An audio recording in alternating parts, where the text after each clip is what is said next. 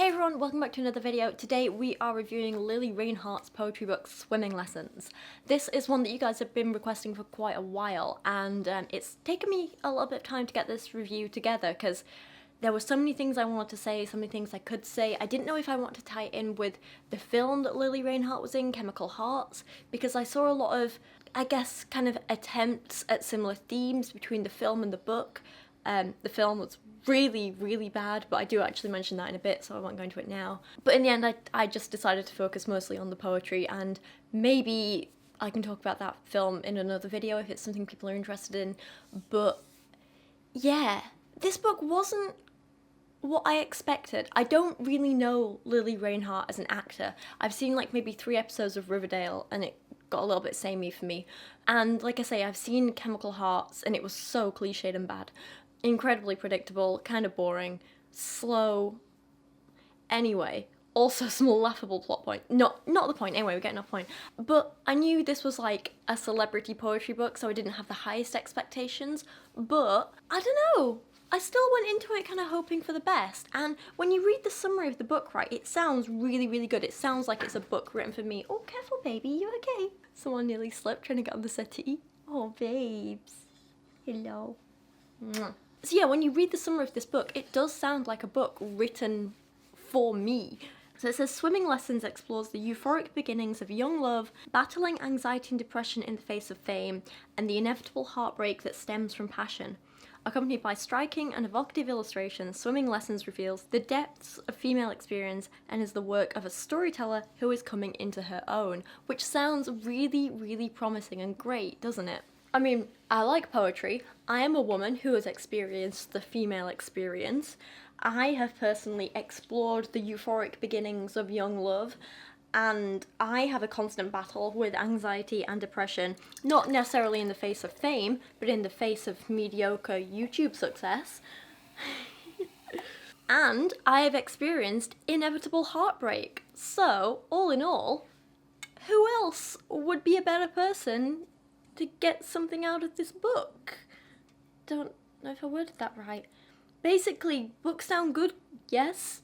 Sorry, I don't know why I'm in a weird mood today. I haven't even had any caffeine yet. I'm just overtired, exhausted. Anyway, let's look at some of the book and the contents itself. And in a slightly disappointing turn of events, I actually think the best part of the book is the introduction, which is like a whole page and a half, so we're going in strong. So in this intro, she actually writes, I believe that we read poetry to relate to the world. We see our lives through the words of a poet when we are incapable of expressing ourselves. I started reading poetry as a way to comfort myself through spells of depression. Discovering poems that closely reflected the thoughts in my head became reassuring in a time when I felt severely misunderstood. It's hard to imagine that anyone out there could possibly feel the same things that you do to the depths that you feel them. Therein lies the beauty and surprise of poetry.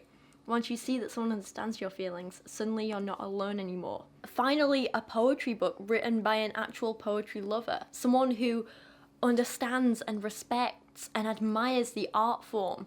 Like, that's quite a rare thing amongst celebrity poetry, and that's why I think I had such high hopes going into this book, because I was like, she gets it. This is beautiful. This is exactly what poetry should be about. I think if anything, this introduction shows what potential she has, but it also shows that she's not there yet, and she's not ready yet to have a published collection. As we'll see as we go on, some of her work has potential. There's definitely a lot of raw emotion in there.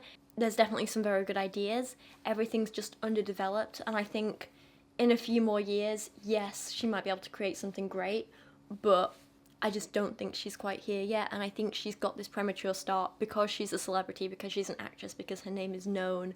And I think that one, that is selling herself short, because now she's going to be remembered for bad poetry rather than, you know, the potential she could have had to be a great poet.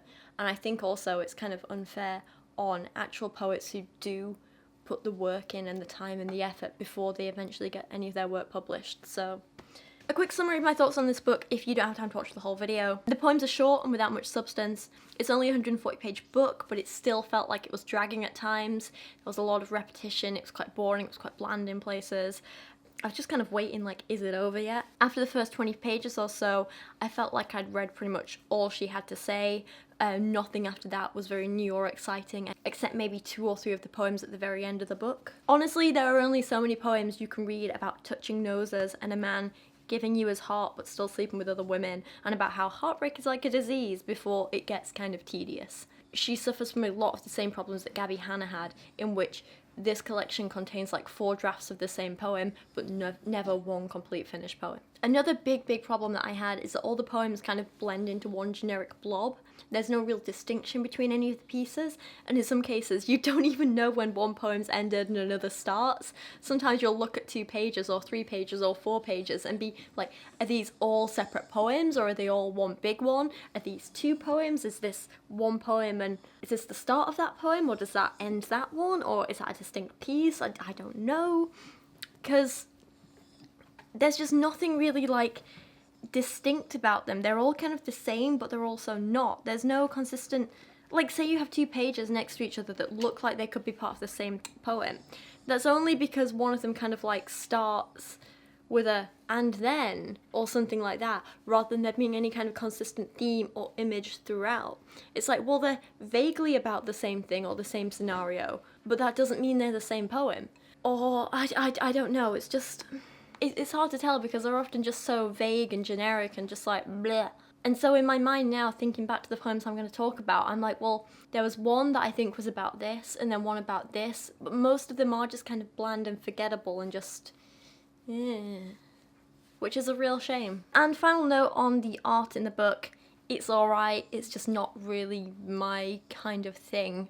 You know, it's, I'll say the same thing about the art in all these books, like Milk and Honey and Gabby Hanna's whatever, and this one and whatever. Poorly traced generic line drawings from photos don't suddenly become artistic because every 4th one is a naked woman. They're still just poorly traced line drawings from photos. Like, they could be okay, but I've seen better. There are artists who do the style better and with more individuality and flair, and I just don't really see anything special in this book or Rupi's book or Gabby's book or any of these generic line drawing books, you know? The thing is, I find this book so difficult to like, but at the same time I do kind of sympathise, because I do imagine that it's hard to write a book of poetry about the struggles that you personally have faced and overcome without it ending up with a whiny little, poor me, I'm such a victim kind of tone. Like, you have to walk a thin line between empowering and, oh, I'm a victim. And it's a very hard line to walk, I imagine. And I just kind of think this book falls on the wrong side of that. And the thing is, it's absolutely possible to talk about struggles you've overcome or are going through, and still make yourself, you know, sound like a survivor, not a victim. To still empower your reader, to still teach your reader something. Plenty of poets manage it, you know. Who do I have down in my notes here? So, Kim Adonisio, Sylvia Plath, Langston Hughes, just as some examples, but there's hundreds of others. And they all write about struggles they faced, but they never manage to have that whiny tone. It's never all, oh, I'm writing about this because poor me. They're doing it because they're like, this is my experience, I'm sharing it, I'm a survivor, you can be too.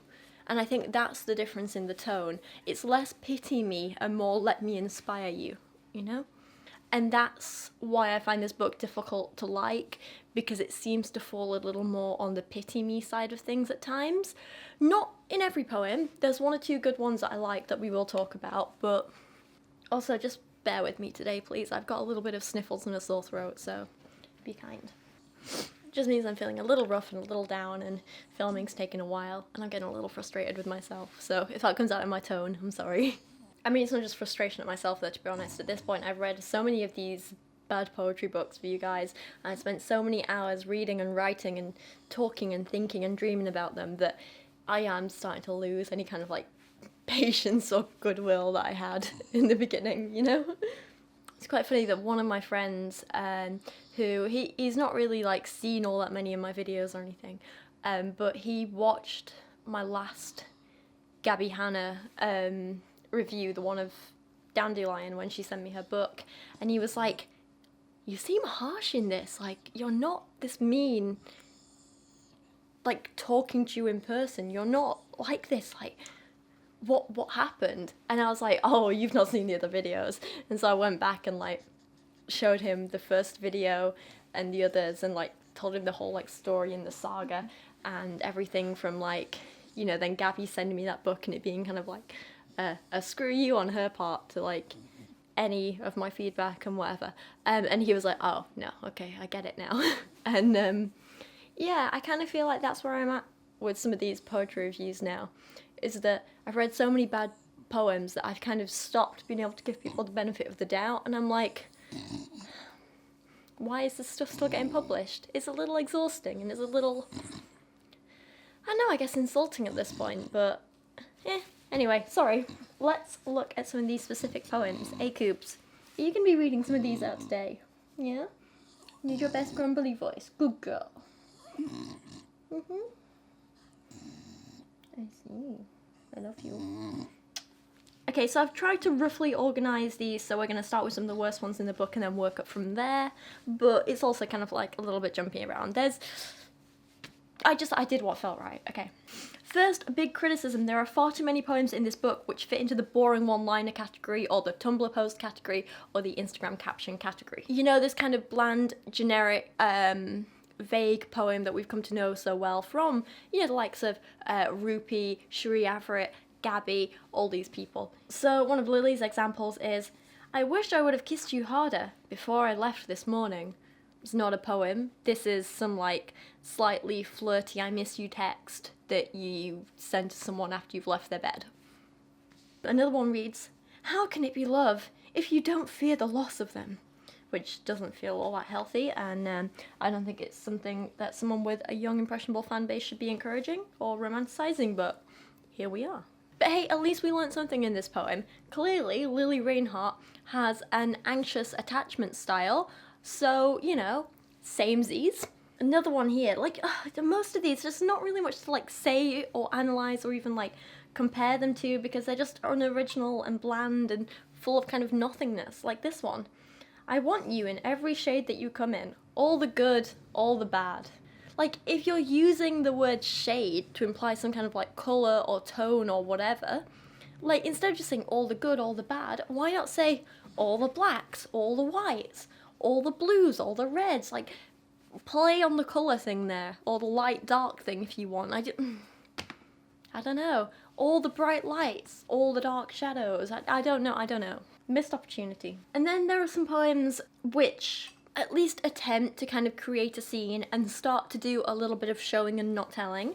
Like this one, for example. You let me lay on your clean sheets and wrap myself in your damp duvet. The tumbling washing machine mixed with the sound of your video games. That's it. It's not really anything special, but at least there's an attempt there.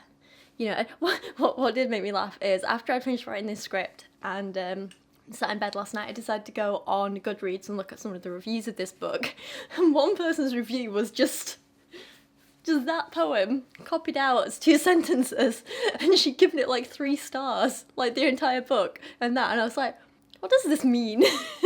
I spent more time pondering that review than this poem.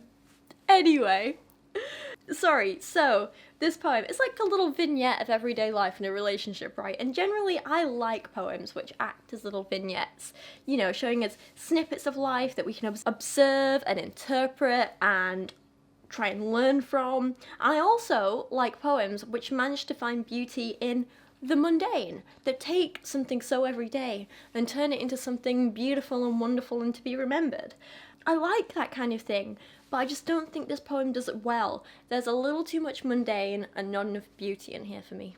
I mean, let's attempt some kind of analysis here, but I can't really tell what she's going for, because there's this weird juxtaposition of images of, you let me lay on your clean sheets, which sounds nice and comforting and safe and clean, very important. And we think, you know, this is a guy who's got his life together. Maybe there's a little misogyny here because, well, he's letting her lay on his sheets, but whatever. And then that juxtaposes with, wrap myself in your damp duvet. sounds so icky. A damp duvet. That's uncomfortable. That's kind of like cold. Suddenly you're like, oh my god, this guy can't even dry his bed sheets properly. He's gonna get mold. Oh my god, they're gonna smell bad. Smelly, damp, wet, moldy bed sheet. Oh. Yeah. Damp is not a sexy word, is it? Anyway, sorry, so you have the weird juxtaposition there, and then that ending of the tumbling washing machine mixed with the sound of your video games. What is she trying to imply here? Domestic bliss? Life carries on as normal while she takes it all in? He's a neglectful boyfriend who plays video games while she's left to do the washing, or he just leaves her in bed, or whatever, or what is she going for? I don't really know. There's not enough information here for us to kind of get anything interesting or telling out of it, is there? I mean, it's definitely an improvement on some of the poems that we've read on this channel. I mean, look, we're actually talking about it, we're analysing it, we're saying what could this mean, which is a big step up from She Was a Storm. But, I don't know, it's still just kind of average, isn't it? Yeah. The next one I want to look at, this one gets a little meta, it gets a little deep, it's like poetry about poetry, and also a hell of a lot of unintentional irony. I can't seem to write perfect words or make them flow as they should. They don't sound particularly profound. I can't paint you pretty pictures or blend colours like other artists do. My watercolours don't bleed beautifully. But I can say I love you in as many languages as you need me to. I can be fluent in loving you. So this is one of the first poems in the book, and I really do think it sets the tone for the rest of the book. And by sets the tone, I don't mean the tone of self-deprecating humour, I mean the tone of, I can't write. What really made me laugh though is that this poem reminds me of a parody poem that me and Kyra wrote around this time last year actually, that's written from her perspective. You can get this in Kyra's book, which is available on Amazon for like, I don't know, I think it's like $1.99 or something. It's whatever the cheapest I could sell it at is. It's called Poetry. So this is written from Kyra's voice. I want to write you a poem, but I'm not so good with words. It's tough being a dog to make your voice feel heard. But you know I really love you and want to make you art. To show off to the whole world the place you have in my heart. I tried to make a painting, but the canvas got too wet. I couldn't help but dribble from the moment that we met. I tried to take a photo, but my paws, they don't have thumbs. I don't even have a camera, but I tried to borrow Mum's. And now you're gone forever. I'll never forget you. But I can't help but think, this feels like deja vu. I really couldn't help it. You've made me drool and shake. I'm sorry that I ate you. I just can't resist a steak. You see what I mean? There's that like kind of recurring, like, I can't do art, but I want to capture your beauty, or like, I don't have words, but I want to say I love you. Like, that's the kind of like theme between Lily's poem and Kyra's that made me laugh. I just found it kind of funny. But the difference is, one, this poem of Kyra's is a parody. It's meant to be funny. It's meant to actually mock a Gabby Hanna poem, which I think we might read in a second. And two, me and Kyra literally wrote this together by me writing some, like, sort of lines, and then her filling in the blanks by picking cards on the floor with snacks. So, yeah, it's very cute. There's a video of it. You should go watch. Oh, anyway, sorry. Just reminded me of that. The problem is, to go back to Lily's poem, though, you know, it's a poem about how she can't write very well, but she wants to express this love. She can't do art very well, but she wants to express this love. The problem is I can't quite tell how much is intentional and how much is just actual bad writing. Like, is she trying to make the poem intentionally bad to prove her point? Or can she just not write that well? And as this is one of the first poems in the book, that sets a very confusing tone and precedent, you know?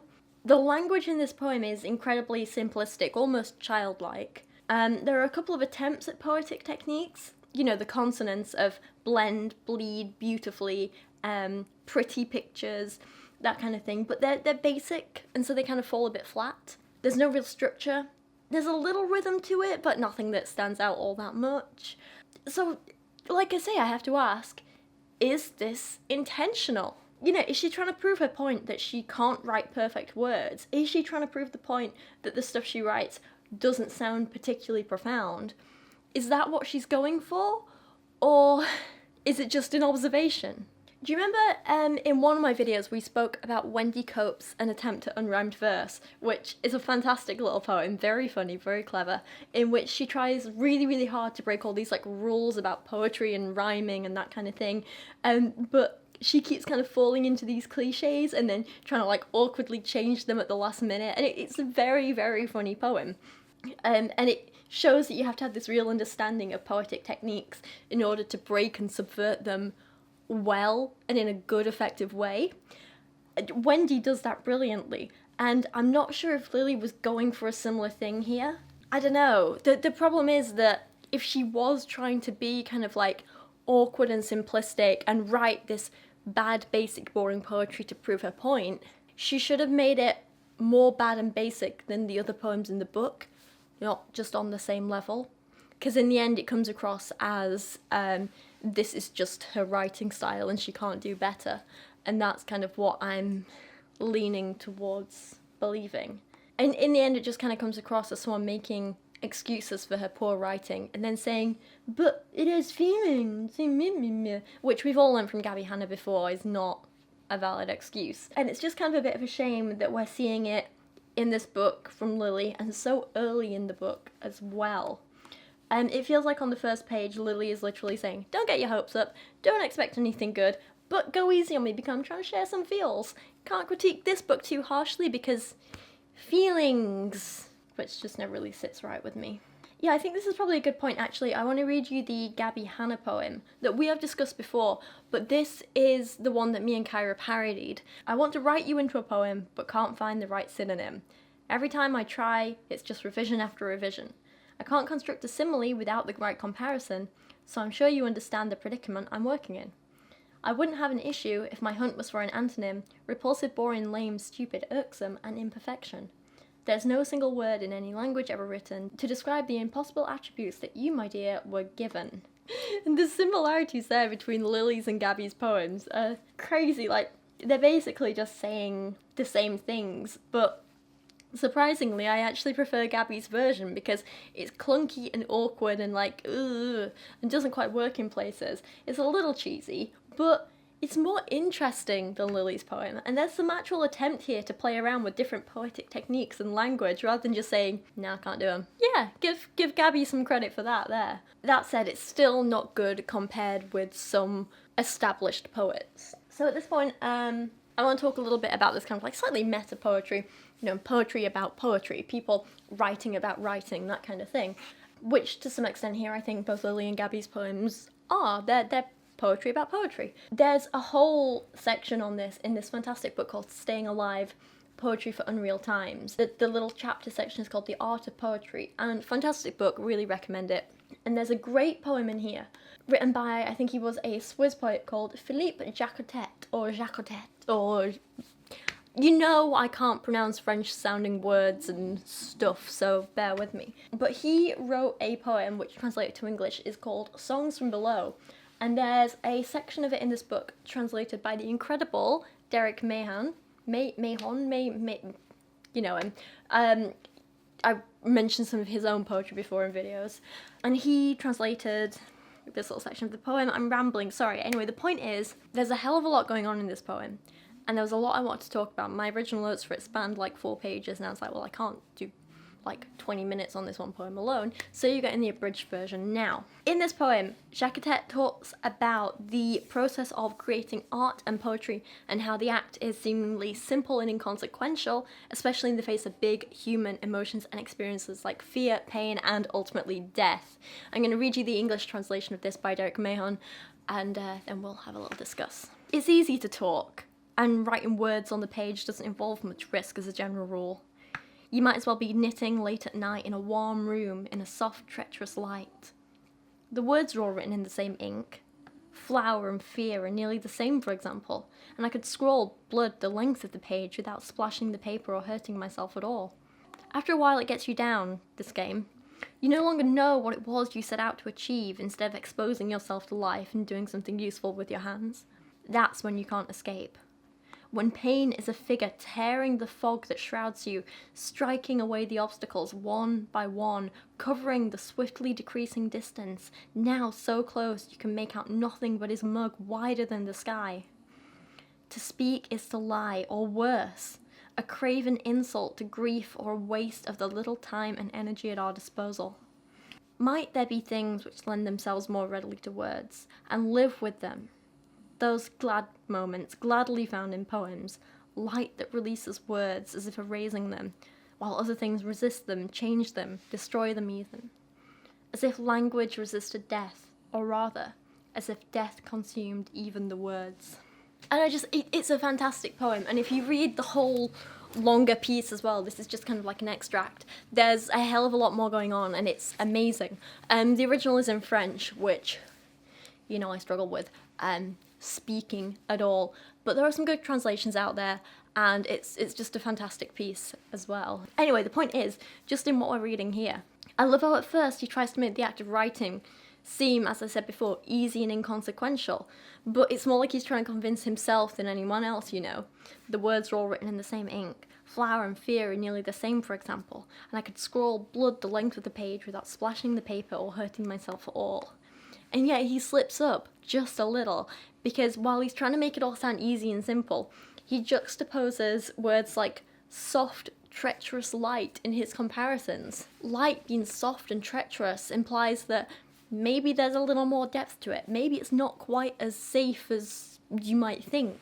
It is completely understandable when you're faced with something as big as death or any of these other huge emotions or fear or anything. It can seem that just writing about it is futile. It can make you feel stupid and useless or weak in comparison. In this and his other writing, poetry is often portrayed as being simple or childlike compared to the act of physical labour, and it can feel like writing is the easy option as opposed to actually acting. If you want examples of this, I want you to compare how he describes the act of writing words like blood as just scrawling on the page, which suggests kind of laziness, impassivity, low effort, with how he describes death and pain's personified actions.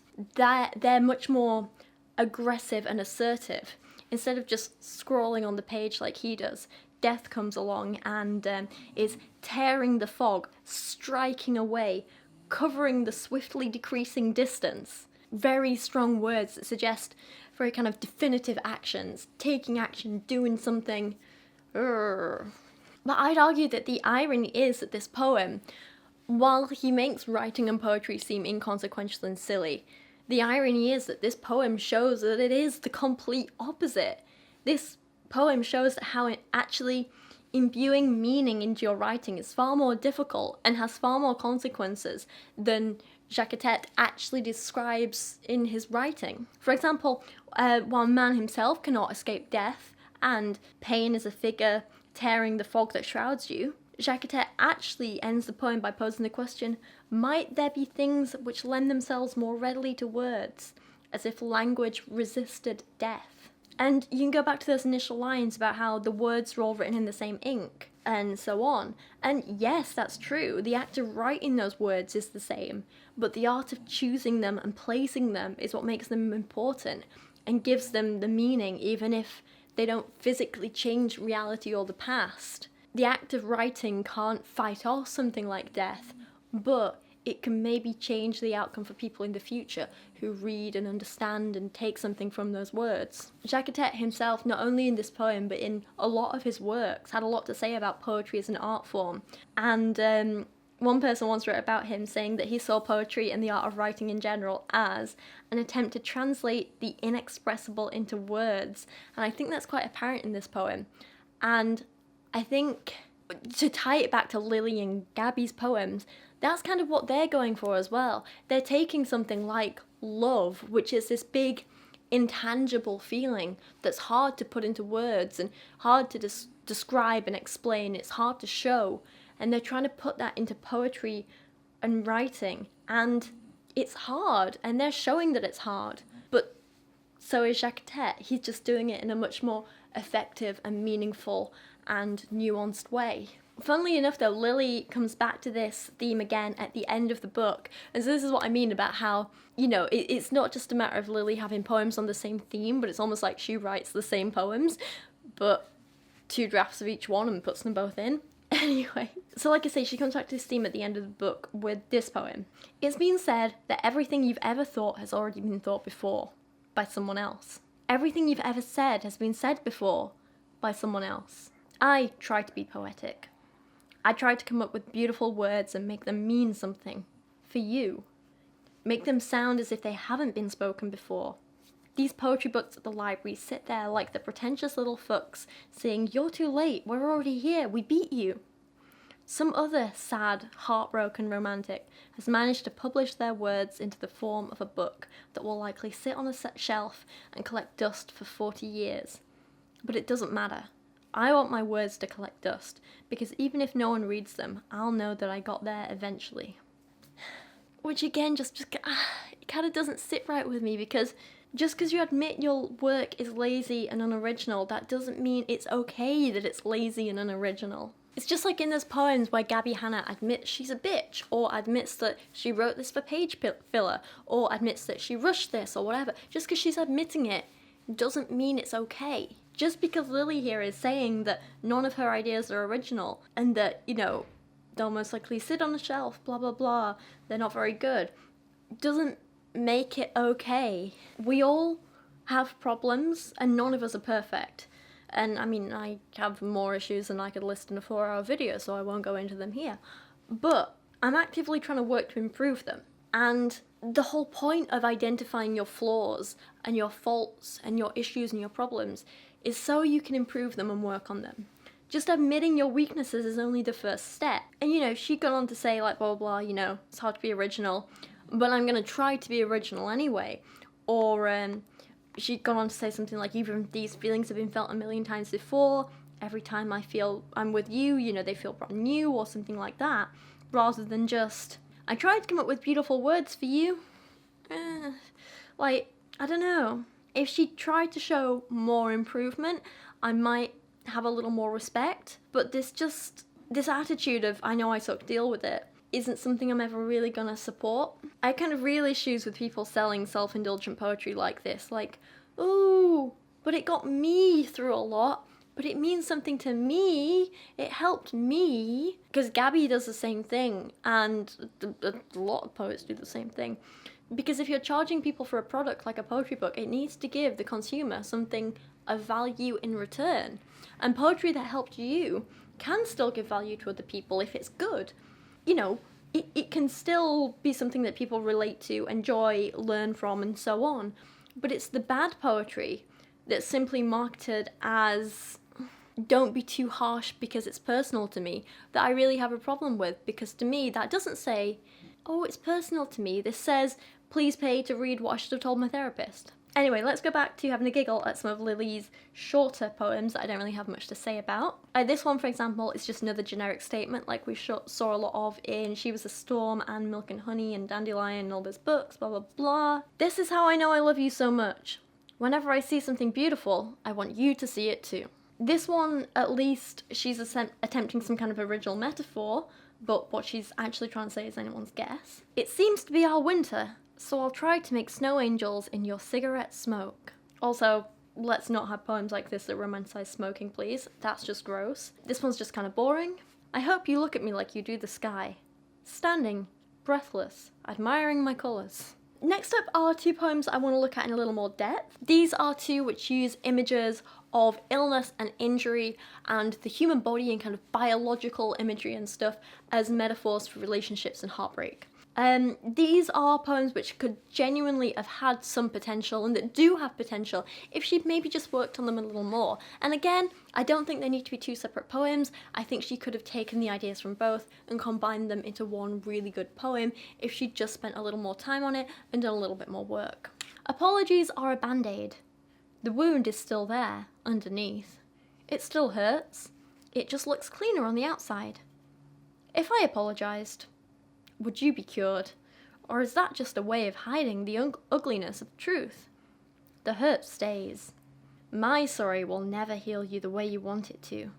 So you might as well learn to heal yourself without waiting for anyone else to do it. So I really do like that she tried to create a metaphor, but she just kind of over-explains it. She reverts back, of course, to the telling not showing method. It's like a lot of these poets, it seems like when they hit a difficult spot, when they're struggling with their writing, when they're struggling to take an allegory further, maybe they just can't find the right images or words that they want, and they're trying and they've hit that block. They just give up and say, so the blue curtains mean I was sad, and end the poem there. And that's what Lily's done here.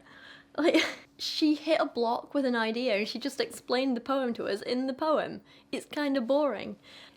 I'd have really enjoyed it instead if in this poem, instead of just explaining it to us and telling us the meaning, Lily had given the audience, us the reader, a little credit and let us infer the meaning for ourselves. So in this case, rather than opening with the basic bland line of, apologies are a band-aid, the wound is still underneath, the hurt stays, I'd have preferred if she'd maybe written a scene to show us of maybe someone apologising and it being compared to like trying to clean up a wound and it not going so well. So maybe something like, your apology soothes me like a mother applying a plaster to the knee of their crying child. With a kiss and a smile you tell me it's all better now, but the wound still festers and throbs. Your lies infect me and pus oozes and something words. Instead of maybe, if I apologised, would you be cured? I'd have gone with something like, stitches tumble from my lips as I mumble my own apologies, weaving the torn edges of your flesh together before I had a chance to clean the dirt and grime and foreign bodies. And in this case, it could have been interesting because, you know, that the dirt and foreign bodies actually have this double meaning of, one, being actual things you find in a wound, and two, maybe also implying some kind of seedy, grotty, grimy, dirty affair, you know? Anyway, sorry, I don't know, I actually kind of like these ideas. I know I wrote them as like a quick thing for this video, but I'm putting those lines aside and maybe writing something with them later. Anyway, the point is, the concept of using the human body and this idea of wounds versus, or rather like physical wounds versus emotional wounds, can be a very, very powerful thing, and if done in the right way can tell us a lot. We can infer a lot from how someone treats a wound in a poem, for example, to, we can watch that scene and infer meaning about how they tried to emotionally help a person, or how they emotionally hurt them, or whatever, I don't know. The idea behind using metaphors and stuff like this is that we can infer the meaning and learn a lot from them without just directly being told what's happened. I'm rambling. The concept of using the human body as a visual image for what's going on in someone's mind is not a new idea, but it's one that can be very powerful when done well, and there are still lots of original ways you could do this if you wanted to. Nikita Gill does a really good job of this in her poem The Painful Truth, which really simple poem, not overly complex, not crazy. Well, that hits a little too close to home with me with my last relationship, but she writes, it's not enough that they turn you inside out, they must make a spectacle out of you. Those who hurt you will paint you with cruel brushstrokes, demonize your goodness, falsify your kindness, vilify your decency. All this continued harm, just to justify their own cruelty, for how brutally they've treated you. And of course, there are metaphors in here. No one is literally turning you inside out or painting you with cruel brushstrokes. But the physical metaphors for intangible actions show how the emotional pain caused by lying, gaslighting, manipulating, and so on can be just as bad and scarring and damaging as physical pain. And that's why it's cleverly done in a very simple way in this poem, but not quite so cleverly done in Lily's poem. Lily actually has another one of these poems later in the book, about, you know, emotional pain's like a wound, blah, blah, blah. This one is a lot better than the first one, but again, doesn't really feel finished. A wound that isn't cared for festers. It deepens, spreads, like a virus under the skin, eventually reaching the brain and suffocating it. Heartbreak is a sickness, a cancer already in our bodies, waiting to take over. Sometimes it's an inconvenience that can be patched over. Like I say, much better than the first, but it still falls short. This isn't a good poem. She does an okay job, but needlessly explaining the poem within the poem to us with that line, heartbreak is sickness. It's unnecessary. Like, we could have inferred that already. You don't need to be so explicit. That said, where she could have been a little more explicit is in her imagery. So this one gets a lot more graphic than her first attempt, but it still feels a little bland.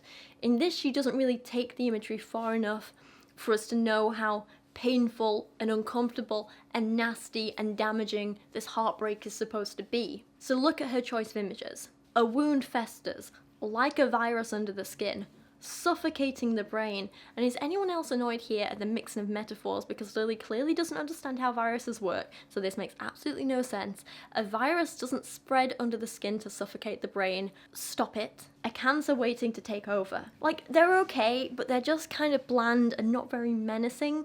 You don't really get any sense of dread or fear or grossness or anything like that. I mean, it's not a damp duvet, is it? To contrast this, I want to look at a poem which does a fantastic job of using often graphic images of the human body, and that is Simon Armitage's I've Made Out a Will. And you all know, as a fellow Yorkshireman, I have a soft spot for Simon Armitage, so this is why he keeps coming up. He's my boy. So I'm going to read you this poem, and as I do, I want you to pick out the biological images, and then we'll talk about them and discuss them and compare them to Lily's. I've made out a will. I'm leaving myself to the National Health. I'm sure they can use the jellies and tubes and syrups and glues, the web of nerves and veins, the loaf of brains, an assortment of fillings and stitches and wounds, blood, a gallon exactly of bilberry soup, the chassis or cage or cathedral of bone, but not the heart. They can leave that alone. They can have the lot, the whole stock, the loops and coils and sprockets and springs and rods, the twines and cords and strands, the face, the case, the cogs and the hands, but not the pendulum, the ticker. Leave that where it stops or hangs. So in this poem we have a man saying he's leaving all of his body to science and he's going to be an organ donor, except his heart, because that's special to him, that's got some value to him. It's something he treasures, it's what's unique. The heart is, you know, symbolically at least, where love and friendship and caring and all those emotions come from. It's the centre of his soul, his being. So he doesn't want that messing with. He just wants it leaving. Anyway, sorry, let's look at those biological images again. There's a hell of a lot, but just to pick out a handful, because there's a lot. Jellies and tubes and syrups and glues, web of nerves and veins, the loaf of brains, a gallon exactly of bilberry soup, loops and coils and sprockets and springs and rods. They're quite fun to read, aren't they? But they're graphic as well, and they create these kind of gross pictures in your mind. But it gets the meaning across in such a strong way compared to simply a wound festers, like a virus under the skin. You know, Lily is trying, and honestly failing, to make us feel some kind of impending dread, whereas Simon is a bit sillier and a bit grosser in his descriptions of the body, because he's just trying to show us that this is just some silly flesh thing, with syrups and tubes and jellies and, you know, these words that you would normally find in maybe a children's book. And so he uses these silly descriptions of the blood being bilberry soup and all this kind of thing. Except when he gets to the heart. He doesn't need any crazy, silly, childlike descriptions for that. He says not the heart. They can leave that alone. Until we get to that final stanza, which we get this one big extended metaphor of the human body being like a clock, which actually does fulfill us with this whole sense of dread, because we're reminded of the time passing and slipping away from us as we edge closer and closer to death. And it does fill us from this silliness of jellies and tubes and to like, crap, I'm dying.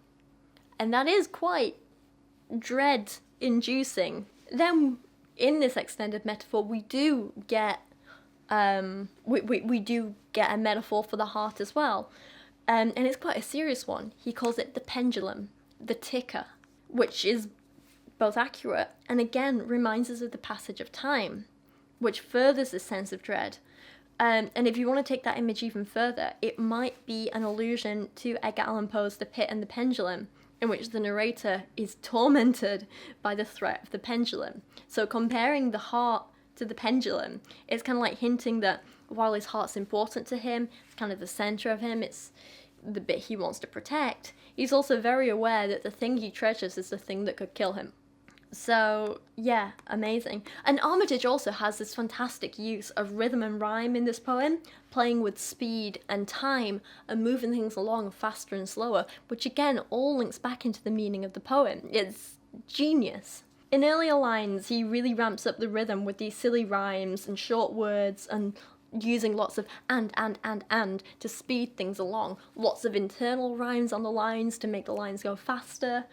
The jellies and tubes and syrups and glues, the web of nerves and veins, the loaf of brains.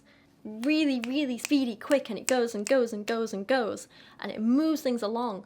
And it's like when you're young and time just flies by and you think you have so much time to spare and it's just going and you're loving it and you're speeding by. And then you stop and wait and consider your inevitable death, your heart, the thing that is ticking away the time, the thing that could inevitably lead to your death. And you stop. And you slow, and you pause. And that's what Simon Armitage does.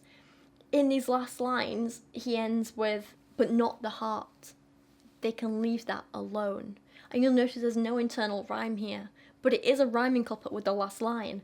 So, from moving internal line to end rhymes, you're giving more time between the rhymes. You're slowing it down. You're making it last longer.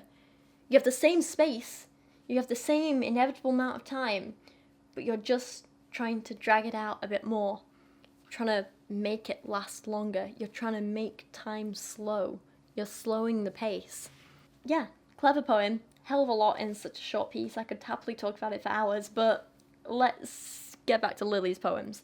This one made me giggle a bit. You say that this love feels different now. How could it not?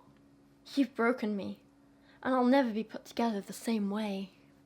And this one made me laugh because it reminded me of that film she's in, Chemical Hearts, that we spoke about at the beginning of the video.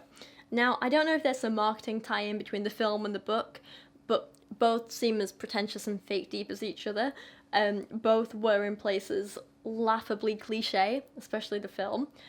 There were literal moments when we were watching Chemical Hearts where I would pause it and be like, okay, here's what they're going to say next, here's what the next line's going to be, or here's what they're going to do, and 9 times out of 10, spot on. It was like that much of a cliche.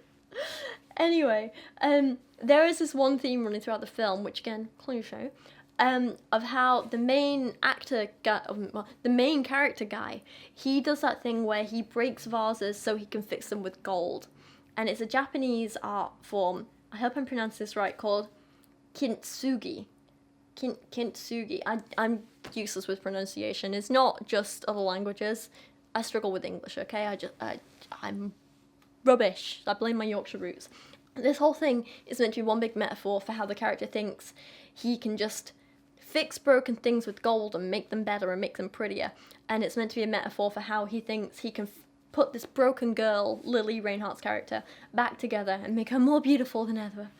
And then, of course, you know, he can't because she's not some vase that he smashed. She's an actual human being, and it's like a thing, and it's a lesson he learns. And I was just waiting for the line the whole film where she screams, "I'm not one of your stupid vases," or whatever. I can't remember if it happened or not. Anyway, the point is, this poem clearly links to that whole film. I don't know if it was like a purposeful reference or whatever, but there was clearly something going on. Maybe one inspired the other. I don't know. And the problem is what Lily wrote. This is like the notes you're making for that poem, not the actual poem. I'm gonna write a poem about how love is never the same after trust has been broken, for example, compared to how things are never the same after they've been mended. That's what the poem's about. Okay, cool, that's the poem done. Kind of feels like that's what she did. It's like she took these first idea notes, just threw in some line breaks and said, done, whole poem. I would like a little more. I would like some examples. I would like, I don't know, maybe some kind of allegory. Tell the story of a time when something broke and someone tried to fix it and it never quite felt the same. Not only would it be more interesting, more creative, and more emotive, but it'll provide us with more information so we can learn a little more. Like in this one, she keeps it purposefully vague and boring and bland, so I think that most readers can relate to it. But I don't want to relate to the generic. I want to understand the feelings behind it. I want to know an exact situation and relate to that. Because if someone tells me I've been heartbroken, I'm like, okay, well, me too. What's your point? But if someone describes how they've been heartbroken, if someone describes how they've been deceived or lied to or hurt in some way, and I can really feel and see and understand their emotion, it doesn't necessarily matter if I've been through the exact same thing or not. I'll relate to their emotion, their experiences, and that'll touch me a lot more and mean a lot more to me and get me more emotive than just someone generically saying, yeah, I've been heartbroken. Do you know what I mean? So as some examples, maybe she could use repairing a teddy bear for an allegory, where, which might tell us that the original relationship was something comforting and safe, but after it had been repaired, it just kind of felt alien and wrong. The familiar becoming unfamiliar, the safe becoming unsafe, something like that.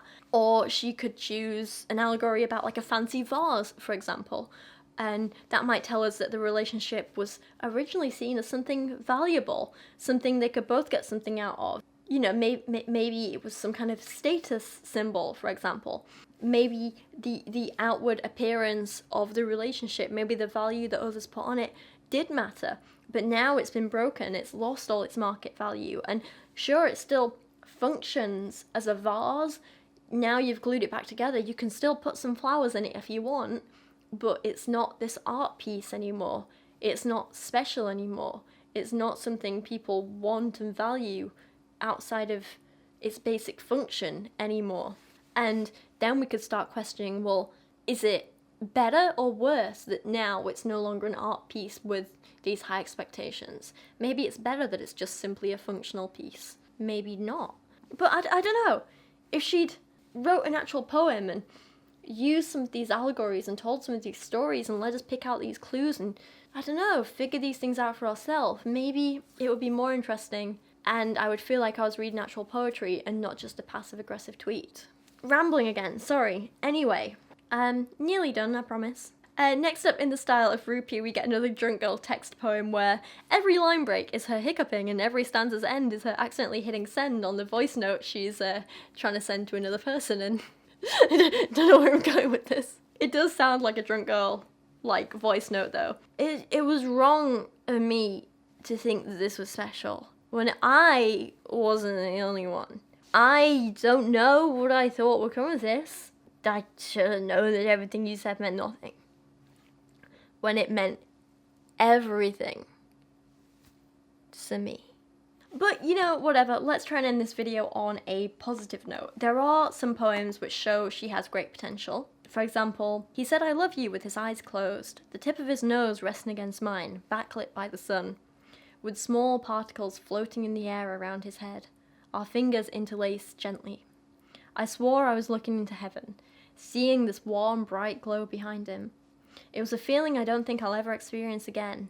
Not entirely the way I felt it that first time, but I still feel that warmth, like a stream of sunlight being poured into me, moving throughout my body, when I hear you say those words, I love you. I mean, the overall poem is one big cliche, but there are some great lines in here which do show she has a lot of potential, and I think she did actually try with this one, and for that, double thumbs up. Backlit by the sun with small particles floating in the air around his head. It's not necessarily original or profoundly creative, but it paints a picture, it creates a scene. You kind of feel like you're there, you're seeing this, you're experiencing it, you're feeling it, and that's really, really nice. For once, this isn't just a poem of vague deepities. There's actually something going on, there's some action, and I like that. Moving on, this is another one that I also don't hate. It's simple, but it gets the point across well. And I wish she'd done more of these mental health themed ones instead of the generic, oh my god, I'm so heartbroken, boohoo type poems, because I think she's better at these. I think as a reader you get more out of them. They're more original, they're more necessary, they're better. My head feels claustrophobic resting in this sink. My ears are ringing inside the blue ceramic bowl, slowly waiting for the water to sink into my pores and drown out these flashes of colour behind my eyes. Focus for a moment. Then a droning pulse of vibration every other second, the faint feeling of spinning like an optical illusion that never stops. Parts of my body turning in opposite directions like a merry-go-round. Just breathe. Remember to blink. Flex the corners of your mouth. Up. Lift your chin. Not too high. Don't let them see your empty eyes. And I like this. I think it's good. Those descriptions are vivid. They're relatable. Some of them quite unique, not all of them, but I understand them. I relate to them. And she ends with a little bit of a cliche, but ultimately an empowering message. And this is one of the few poems that I felt she was genuinely writing for other people and not just on some self-indulgent ego trip. And that's why I think this is one of her best. Reading this, you understand her experience. You experience it with her. You're there in the room. You know how it feels. And you might be like, damn, I feel that too. I know what that's like. I've been there. And you start to think back to your own experiences. And then she gives herself this little pep talk in the mirror. And it's almost like she's giving you a pep talk. And at the same time, you're like, well, okay, I know it's rough because, like, I know what it's like to feel like you have to put on this false face for everyone else, but at the same time, at least you're kind of getting yourself out there and, you know, you're building yourself back up and you're trying to calm yourself down. And I don't know, like I say, this is one of the poems where I feel like she was writing to help other people relate to her feelings and make them feel less alone, and it's good, it works, I like that. Like I say, I wish there'd been more like this in the book. It's just a shame there wasn't. But anyway, I've been rambling on for far too long. I have now recorded over an hour and a half of this, so we're going to cut this down a hell of a lot in editing and try and put something cohesive together. But for now, thank you for watching today. Some people have also been asking about Lana Del Rey's poetry book and Halsey's poetry book. I will get around to them at some point, I promise. It's just these videos, they do take a long time because not only do I have to read through these books several times and then kind of start picking out poems I want to talk about, but then, you know, there's analysis of those poems, there's finding poems to compare them to for analysis, and it takes a long time. This one video script took me on and off about 6 weeks to do, so these aren't just like a do them in an afternoon type videos. They're ones that I do put a lot of effort and time into, and I will get around to the books that you want, I promise. It's just, be patient, please. Please feel free to discuss in the comments what you thought of this book and other books like it. If you have any other poetry suggestions for me, you can leave them down in the comments as well. If you are like me and you like to kind of have a bit of a giggle sometimes at bad poetry, I do have a parody poetry account over on Instagram, which is Too Deep For You poetry, and I've got some new merch available with some of the bad parody poems that I've written for that account, available on t-shirts. So you can show the world how deep and meaningful you are by having bad poetry on a t-shirt if you fancy it. I absolutely love these t-shirts, and I've got a couple in the post for myself at the moment, so if you want to get them, you can check them out over on my merch store. But absolutely no pressure, you know, it's all good. Anyway, I'm rambling now, so that's me done. But thank you for watching today. I appreciate you a hell of a lot. If you're new here, please don't forget to subscribe for more book reviews and science reviews and history and sociology-ish and politics and stuff and fun videos. But for now, I'm going to go walk my beautiful little puppy because she is ready for on, aren't you? Yes, you are. But thank you for joining me today, and I'll see you all again very, very soon.